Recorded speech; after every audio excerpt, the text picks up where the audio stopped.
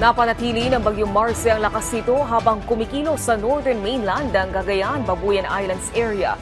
Ilang lugar naman ang isinailalim na sa signal number 4. Ang update sa lagay ng panahon ihahatid ni Pag-asa Weather Specialist Chanel Dominguez. Magandang umaga po, Ms. Chanel.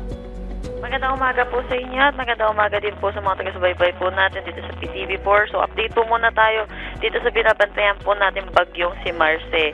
Ito'y huling namataan sa 200 kilometers east ng Apari, Cagayan. May taglay na lakas na hangin na 155 kilometers per hour at pagbugso na 190 kilometers per hour. Ito'y kumikilos west-northwestward sa bilis na 15 kilometers per hour. Dahil po dito meron tayong tropical cyclone wind signal number 4 dito sa northern portion ng Cagayan, pati na rin dito sa Babuyan Islands at northeastern portion ng Apayao.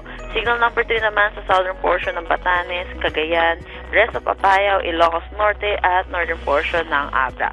Signal number 2 dito sa nalalawing bahagi ng Batanes, northern portion ng central portion ng Isabela, Kalinga, Mountain Province, northern portion ng Ifugao, northern portion ng Benguet, Ilocos Sur at northern portion ng La Union.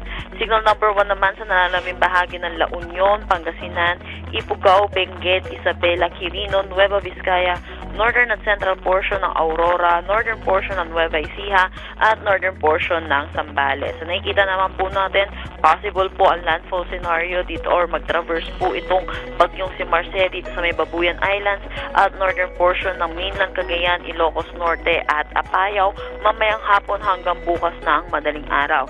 Si Marce ay possible din lumabas ng ating Philippine Area of Responsibility bukas ng gabi.